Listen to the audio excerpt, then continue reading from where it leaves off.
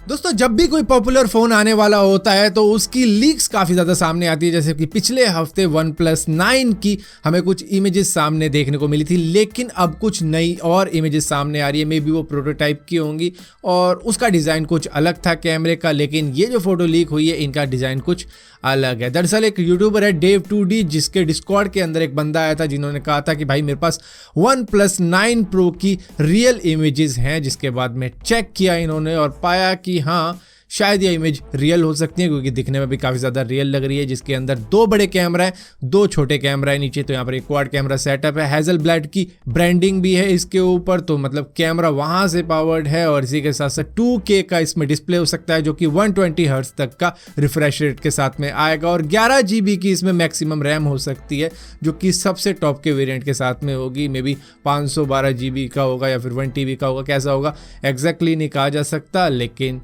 अभी तो यही है सामने जो हमें दिख रहा है। दोस्तों जापान के अंदर एक कल्चर है जिसको बुलाया जाता है ओरिगामी, जिसके अंदर कागजों को अलग अलग तरीके की शेप दी जाती है। अब उसी से इंस्पायर्ड होके MIT के रिसर्चर्स ने ओरिगामी लाइक पैच तैयार किया है, जो कि इंटरनल जो भी डैमेज वैमेज हो जाता है सर्जरी के दौरान, उसके अंदर ये बायोडिग्रेडेबल मेडिकल पैच लगाया जा सकता है, जो कि अपने आप ही बॉडी के अंदर डिग्रेड हो जाएगा, मतलब ख़त्म हो जाएगा और वो घुल मिलकर वापस यूरिन के थ्रू निकल जाएगा। तो ये इंटरनल डैमेज को रिपेयर करने का एक पैच तैयार किया गया है। दोस्तों चाइना का स्पेस प्रोग्राम इस टाइम पर एक माइलस्टोन अचीव कर गया है, जो है मार्स तक पहुंचने का। दरअसल ये 10 फरवरी को मार्स के ऑर्बिट में पहुंच जाएगा, जिसको 23 जुलाई 2020 को लॉन्च किया गया था, जो कि इनका एक प्रोब है ताइवान 1, जो कि पहली पिक्चर रिलीज कर चुका है मार्स की, जो कि कुछ इस तरीके के दिखने में चांद लग रहा होगा, क्योंकि ये ब्लैक एंड व्हाइट है और चांद हमेशा हमने ब्लैक एंड व्हाइट में ही देखा है। तो ये चांद लग रहा है, लेकिन ये चांद नहीं है बल्कि मार्स की फोटो है और 10 फरवरी को तो ये ऑर्बिट करना शुरू कर देगा मार्स को। और यहीं पर इतना ही नहीं, 2022 तक तो इनका प्लान खुद का नया स्पेस स्टेशन लॉन्च करने का है अर्थ के ऑर्बिट के अंदर, और इसी के साथ साथ इन्होंने पब्लिक डेटा प्लेटफॉर्म को भी 1 मार्च को लॉन्च कर देना है, जिसके अंदर उन लोगों का नाम होगा या उन फैक्ट्री या उन ऑर्गेनाइजेशन का नाम होगा जो कि कूड़ा कचरा में आग लगाते हैं या फिर पोल्यूशन फैलाते हैं इनकी कंट्री के अंदर ही रहकर। तो उनको फाइन भी उसी तरीके से दिया जाएगा जितना वो पोल्यूशन फैलाते हैं। तो अपनी कंट्री के अंदर पोल्यूशन रोकने का इन्होंने एक नया तरीका निकाला है, जिसको पब्लिकली रिलीज किया जाएगा कि भैया इस नाम का बंदा, इस नाम की फैक्ट्री है, ये पोल्यूशन फैला रहे हैं, इनको इतना चालान लग गया है। दोस्तों व्हाट्सएप ने अपनी पॉलिसी का शेयर करी कि लोगों ने उसको धुतकार दिया, जिसके बाद में सिग्नल और टेलीग्राम के ऊपर स्विच हो गए, जिसमें टेलीग्राम का सबसे ज्यादा फायदा हुआ है। दरअसल जनवरी 2021 के अंदर टेलीग्राम को सबसे ज्यादा डाउनलोड किया गया है। किसी भी ऐप का या किसी भी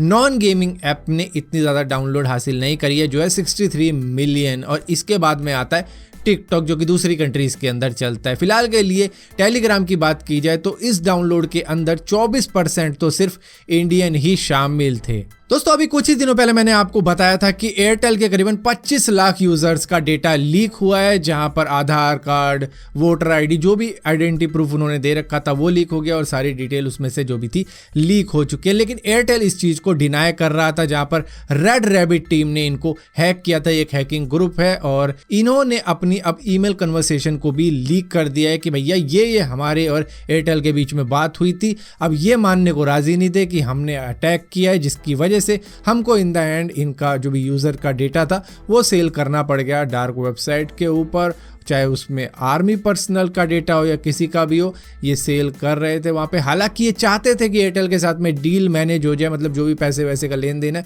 वो एयरटेल के साथ में हो जाए, लेकिन एयरटेल वालों ने इतना ज़्यादा कुछ इंपॉर्टेंस नहीं दी अपने यूजर्स के डेटा को, जिसके बाद में अब वो बिक रहा है जैसे कि मार्केट के अंदर सब्जी बिकती है। दोस्तों इस दुनिया के अंदर जितनी भी बढ़िया बढ़िया कंपनी होती हैं वो अपने एम्प्लॉयज का काफ़ी ज़्यादा ख्याल रखती हैं और बोनस उनके साथ में शेयर भी करती हैं, चाहे दिवाली के वक्त करें, न्यू ईयर के वक्त करें या फिर फाइनेंशियल ईयर की एंडिंग के वक्त में करें। जहां पर HCL भी अपने एम्प्लॉयज को अब एक बोनस दे रही है, जो है 10 दिन की एक्स्ट्रा सैलरी। उनकी जो भी महीने का हिसाब होता है उसका 10 दिन का हिसाब निकालकर वो उनको और जोड़ के दे देंगे बोनस के तौर पर। दरअसल 2020 में जब पेंडेमिक था कोविड-19 का, हालांकि अभी भी चल रहा है लेकिन उसका मार अब इतनी ज्यादा रही नहीं है, तो उस वक्त में भी इन्होंने $10 बिलियन का प्रॉफिट कमाया था, जिसके हिसाब से इन्होंने कहा है कि भैया हमारे जितने एम्प्लॉयज हैं उस हिसाब से हम 700 करोड़ का बोनस दे रहे हैं अपने इन एम्प्लॉयज़ को इस वक्त में। और इसी के साथ साथ एक चाइनीज़ गेम डेवलपर कंपनी है जिसका नाम है MiHoYo, जिन्होंने जेनशिन इम्पैक्ट नाम की गेम बनाई है और इस मोबाइल गेम को भी काफ़ी ज़्यादा फायदा हुआ था, जिसकी वजह से खुश होकर इन्होंने अपने एम्प्लॉय को अब गिव अवे देने का फैसला किया है, जो है PS5, आईफोन, आईपैड और RTX सीरीज़ के GPU, निंटेंडो कंसोल और इसी के साथ साथ बहुत कुछ यहाँ पर इस गिव अवे के अंदर रखा गया है, जो कि एक तरीके का बोनस ही है अपने एम्प्लॉयज के लिए। और ये किसी ने ट्विटर के ऊपर शेयर किया था कि भैया हमारी कंपनी भी कमाल कर रही है, सिर्फ कुछ ही कंपनी नहीं है दुनिया में, हमारी भी है। और यहाँ पर दोस्तों सैमसंग गैलेक्सी F62 15 फरवरी को लॉन्च होने वाला है इंडियन मार्केट के अंदर, जो कि 25,000 के अराउंड में होगा, जिसके अंदर 7000 mAh की बैटरी लगी होगी और इसी के साथ Exynos 9825 प्रोसेसर है और यहाँ पर क्वाड कैमरा और इन्फिनाइट ओ डिस्प्ले मौजूद होगी। और यहीं पर दोस्तों अमेजोन ने एक रिपोर्ट जारी करी है जहां पर उन्होंने बताया कि 2019 के मुकाबले में 2020 में उनकी जो अमेजोन एलेक्सा के स्मार्ट स्पीकर की सेल है वो बढ़ी है 50% इंडिया के अंदर। और इसी के साथ साथ 1200% एक और चीज़ बढ़ी है 2019 के मुकाबले में 2020 के अंदर, जो है हर दिन 19,000 बार इंडियंस का एलेक्सा को आई लव यू बोलने का, मतलब कोई और नहीं मिला तो एलेक्सा को आई लव यू बोल दिया। और इसी के साथ साथ अब तो ये मोबाइल के अंदर भी सपोर्ट करता है, जो एलेक्सा का सपोर्ट है, जिसकी वजह से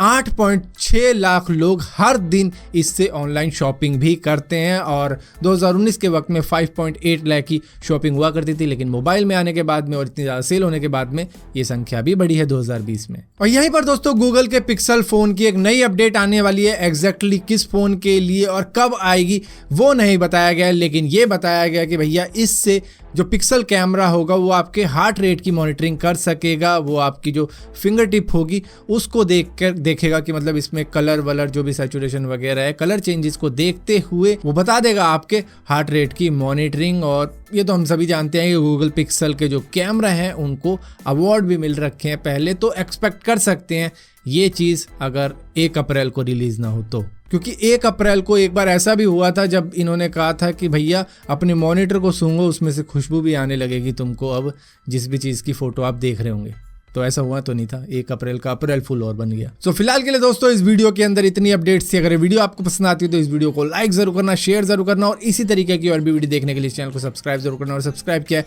तो बेल का आइकॉन जरूर दबाना, वरना आपको मालूम नहीं चलेगा मैंने को वीडियो डाली भी है।